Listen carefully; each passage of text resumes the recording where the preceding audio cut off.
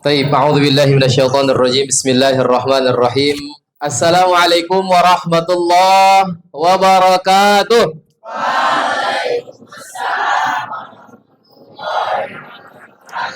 Alhamdulillahilladzi ansha'a wa bara wa khalaqal ma'a wath thara wa abda'a kulla syai'in wa dhara. La yaghibu an basarihi saghirun namri idza sara wa ya'lamul ghaiba alladzi la nara. Ahmaduhu ta'ala ala ni'amihi allati la tazalu tutra wa usalli wa usallimu ala nabiyil mab'utsu fi ummil qura wa ala alihi wa ashabihi alladhina intashara fadluhum fil wara amma ba'du. Afwan, memang kalau guru bahasa Arab harus sombong dikit bahasa Arabnya gitu ya. Jadi biar kelihatan guru bahasa Arabnya gitu. Alhamdulillah, Sayyidul Fadil, Mudirul Malhaj, Dr. Al-Haj Jamaluddin Abdullah Al-Majistir hafizahullah. Mudah-mudahan Allah menjaga pimpinan kita, memberikan kesehatan, okay, agar tetap memberikan ilmunya kepada kita semua, menjaga kita, melindungi kita, okay. Termasuk juga pada Ibunda Dr. Hajjah Imi Suci Rahyani MSI. Mudah-mudahan Allah memberikan kesehatan kepadanya, memberikan kekuatan untuk terus membersamai kita di pesantren Alam Sayang Ibu ini. Dan tentunya juga kita doakan untuk Abah dan Umi. Mudah-mudahan beliau berdua tetap Allah limpahkan kesehatan. Dan tak lupa pada Ruasaul Madrasah, Ustadz Yunani SPDI, Ustazah Diah Prihatining Tias SSI, dan Ustazah Atun ya di MI. Mudah-mudahan beliau juga diberikan kesehatan. Para asatidz dan ustazat yang tidak pernah bosan-bosannya mendampingi kita di pesantren, baik yang mukim di ma'had. Ada Ustadz Fahmi, Ustadz Goni, Allahu Akbar. Ustaz lihat Ustaz Fahmi pakai jubah, kayak Ustaz lihat lain beda tampilannya, Masya Allah. Tentu juga ada ustazah-ustazah, ya, ada Ustazah Tisa, ada Ustazah Jude, Masya Allah, ya, dan ustazah-ustazah yang lainnya tentunya yang tidak kalah yang hormati dan yang muliakan. Anak-anakku sekalian yang sebanggakan, alhamdulillah malam hari ini seperti yang disampaikan oleh Bapak pimpinan, kita melihat langit memberikan tanda dengan gerhana dan Al-Qur'an memberikan cahaya yang sepanjang masa. Masya Allah. Itu statusnya Bunda, saya lihat. Okay. Ustaz begitu lihat langsung apal Ustaz statusnya, Masya Allah. Memang kata-katanya beda. Okay. Alhamdulillah wassalatu wassalamu ala Rasulillah wa ala alihi wa sahbihi wa man wala amma ba'du. Anak-anakku sekalian yang dirahmati Allah Subhanahu wa taala, seperti yang telah disampaikan oleh teman-teman kalian tadi, ada dari Danis dan dari Adur, bahwa nuzulul Quran ini bukan perkara yang main-main. Al-Quran itu bukan perkara yang sederhana, bukan perkara yang remeh, tidak. Tadi Danis katakan apa? Ajaban li amril Quran. Al-Quran itu sungguh menakjubkan. Al-Quran itu sungguh menakjubkan, kata Danis tadi. Kenapa menakjubkan? Inna amrahu kullahu khair. Semua yang bersentuhan dengan Al-Quran itu tiba-tiba jadi baik gitu. Tiba-tiba jadi baik. Sekedar bersentuhan dengan Al-Quran. Ya bersentuhan, gak hanya megang Quran maksudnya. Dia baca, dia pahami, dia pelajari, dia tadaburi isinya. Dia keamalkan isinya, itu jadi baik dengan Al-Quran. Tidak hanya orang, bahkan waktu dan tempat pun berubah menjadi baik dengan Al-Quran. Antum percaya? Percaya? Dalam Al-Quran Allah katakan apa? Inna iddatash syuhuri indallahi 12 syahran.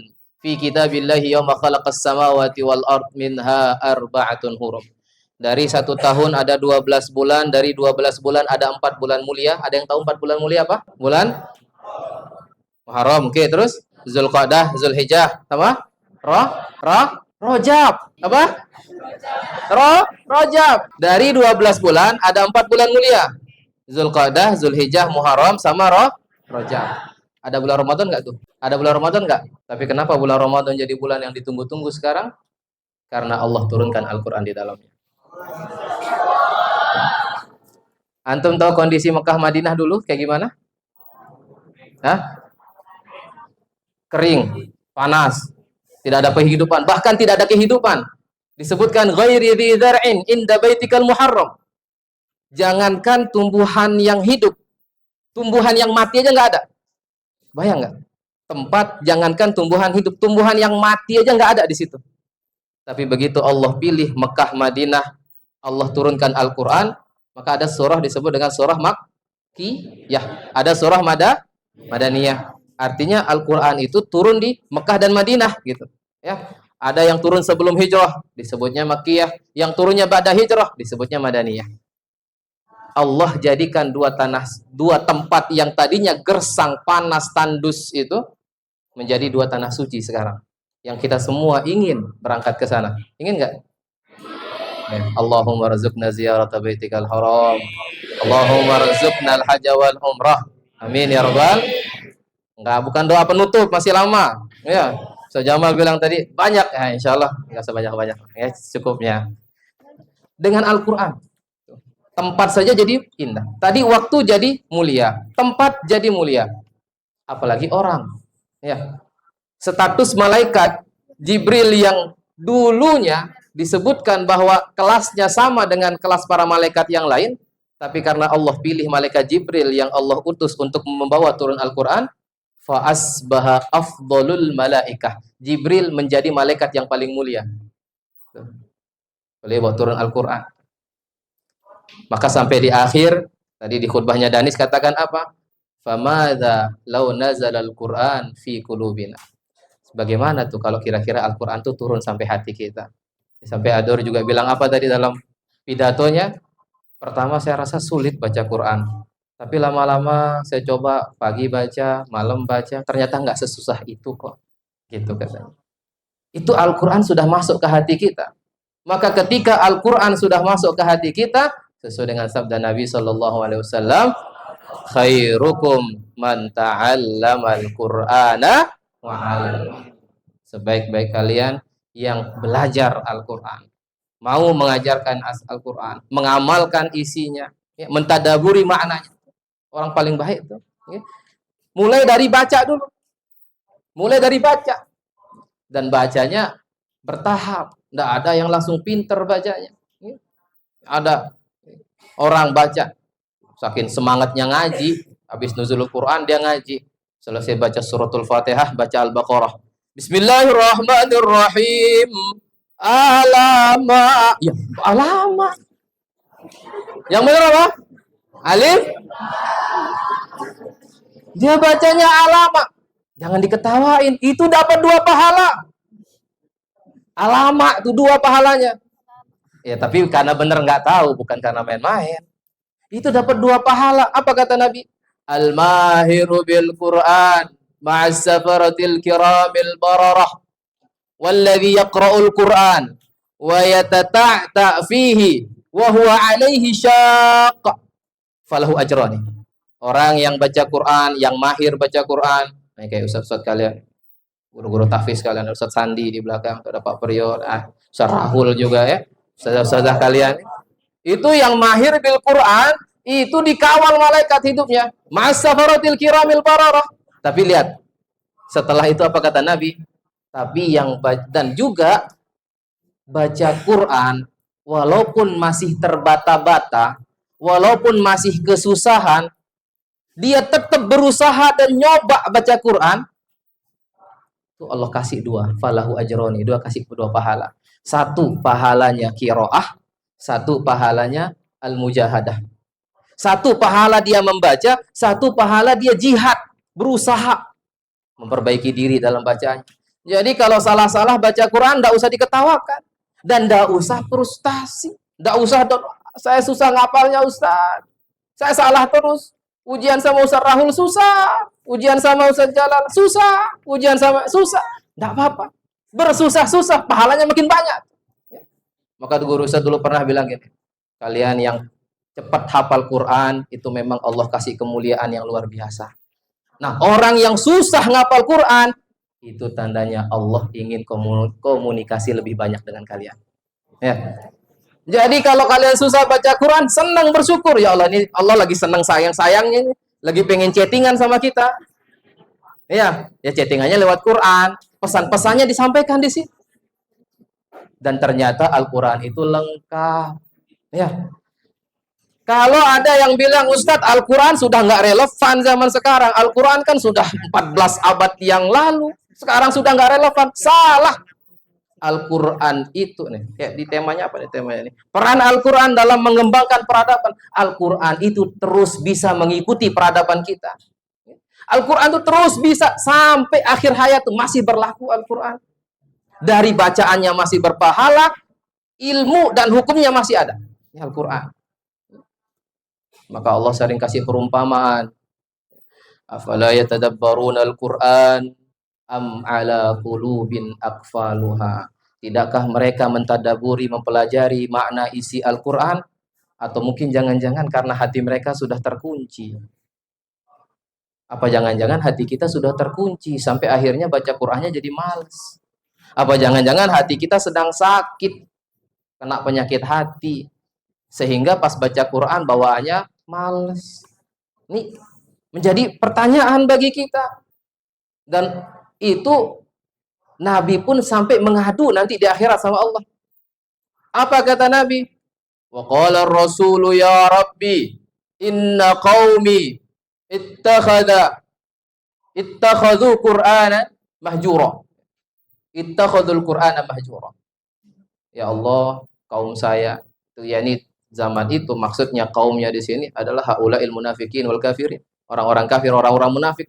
Itu apa? Mereka menjadikan Al-Qur'an itu sesuatu yang ditinggalkan. Dia jadikan Al-Qur'an itu sesuatu yang ditinggalkan. Ditinggalkan bacaannya, ditinggalkan hukumnya, ditinggalkan mentadaburinya, ditinggalkan mengamalkannya. Ditinggalkan. Makna mahjura. Maka jangan sampai kita masuk dalam kategori itu. Yang nanti Nabi mengadukan kita kepada Allah. Ini orang-orang yang sering meninggalkan. Maka terus kita berusaha melalui peringatan nuzulul Quran ini, bangkitkan semangat kita mengaji. Coba Ustaz mau tanya sama kakak-kakak yang kelas 12. Setelah melewati beberapa hari daurah, Ustaz mau tanya, ada nggak perubahan dalam diri antum? Setelah antum dekat dengan Al-Quran selama berapa hari? Yang laki-laki ini, antum selalu dikawal sama Ustaz Rahul. Ada nggak perbedaan yang antum rasakan? Azwan, ada nggak? Jadi, ada nggak perbedaan? Subuhnya jadi nggak ngantuk lagi. Kerasa nggak? Ya, baca Qur'annya jadi lebih lancar. Naik ke masjidnya jadi sering. Gitu. Zikirnya jadi banyak. Dan Al-Quran itu lengkap. Antum mau nyari apa saja lengkap. Ini juga untuk Bapak Ibu guru yang ada di sini. Al-Quran itu lengkap. Yang mahir dalam bidang biologi, Al-Quran bahas juga tentang biologi. Al-Quran bahas tentang air. Al-Quran bahas tentang tumbuhan. Al-Quran bahas tentang hewan. Al-Quran bahas tentang kehidupan sosial. Al-Quran bahas tentang politik. Wa amruhum syura bainahum. Bagaimana bermusyawarah. Al-Quran jelaskan. Yang ekonomi, Al-Quran katakan wa halallahu al-bai' wa harramar riba. Jual beli Allah halalkan, riba Allah haramkan. Allah jelaskan ekonomi. Yang matematika Allah jelaskan juga. Wallazi ja'ala asy-syamsa dhiya'a wal qamara nura wa qaddarahu manazila li ta'lamu 'adada as-sinina wal hisab. Allah jadikan matahari, Allah jadikan bulan bercahaya, berputar pada poros-porosnya, berputar pada orbitnya, pada tempatnya, seperti sekarang gerhana, seperti yang disampaikan oleh Pak Dimas tadi atau Ustaz Dimas tadi menyampaikan, berputar pada porosnya untuk kita mengetahui, dapat menghitung berapa jumlah dalam setahun, berapa hari tahun ini, berapa jumlah ini, jumlah kita tahu. Lita'lamu 'adada sinina wal hisab. Ada matematika dalam Al-Qur'an dan semuanya bisa kita temukan dalam Al-Qur'an. Maka kita kembalikan Al-Quran itu kepada asal mula Al-Quran diturunkan kepada kita. Hudan wa nura. Menjadi petunjuk dan menjadi cahaya pelita di hati kita. Ini tujuannya. Dengan cara apa? Kitabun anzalnahu mubarakun liyadabbaru ayatihi. Al-Quran itu kitab yang Allah turunkan yang penuh dengan berkah untuk ditadaburi. Untuk diapakan? Tadabur. Tidak hanya dibaca. Tidak hanya untuk dihafalkan. Walaupun membaca, menghafalkan itu penting, tapi ada perintah. Liyadabbaru ayatihi. Waliyatadzakkara ulul albab. Dan mengambil peringatan, pelajaran orang-orang yang memiliki akal. Sehingga Al-Quran sangat menjunjung sekali ilmu pengetahuan. Sampai Allah kasih pertanyaan-pertanyaan, sering Allah kasih sindiran-sindiran. Hal yastawil ladzina ya'lamuna wal ladzina la ya'lamun? Apakah sama derajatnya orang yang berpengetahuan dengan orang yang tidak berpengetahuan? Ini kan seakan-akan Al-Qur'an mengajarkan kita untuk terus belajar, terus nuntut ilmu. Ini kalau kita tadabbur isi Al-Qur'an. Dan alhamdulillah di sini pesantren Alam Sayang Ibu, kita tidak hanya ada tahsin, tidak hanya ada tahfiz, tapi ada juga deki dari ada dari Al-Quran. Maka maksimalkan dari Al-Quran untuk mentadabburi isi Al-Quran. Itulah tempat di mana kita benar-benar memahami apa sih tujuan Allah nurunkan ayat ini. Kenapa ada ayat ini? Sampai terinspirasi kita. Baru kita tulis aksi apa yang harus saya lakukan. Ini tujuannya Diki. Nah, tapi perlu ada ilmu alat yang harus kita juga kuasai. Apa itu ilmu alat? Ilmu yang kita gunakan untuk memahami Al-Quran. Untuk memahami Diki. Harus berwawasan. Maka di kelas-kelas kita, di pelajaran pagi, maksimalkan yang bahasa Arabnya, yang akidahnya, yang fikihnya, yang matematikanya, yang IPA-nya, yang IPS-nya, PPKN-nya, bahasa Inggrisnya, maksimalkan. Itu dipakai nanti dalam Deki, itu menjadi ilmu alat kita untuk mentadaburi isi Al-Quran. Fahim tuh? Nah, itulah istilahnya. Maka dari itu, adik-adik sekalian,